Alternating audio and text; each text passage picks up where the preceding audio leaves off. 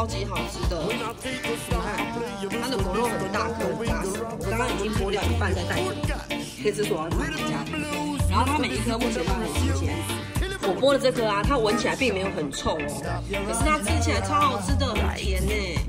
然后味道刚刚好，因为其实我不太吃榴莲的，可是因为我会有点害怕它那个口感。可是它现在吃起来，它的皮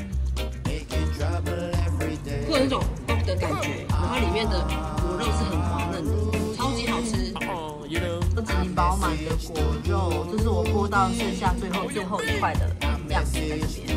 然后啊，它目前你们拿到都还是这样，超新鲜的，而且它真的闻起来没有臭味哦，可是吃起来却超香味，因为包含这个，因为这个我是挑拍照的，我挑裂开的来拍，它就连裂开的它都没有很臭，所以我觉得它品质真的超级好的，我真的爱上它了，不然我之前真的不敢吃榴莲的。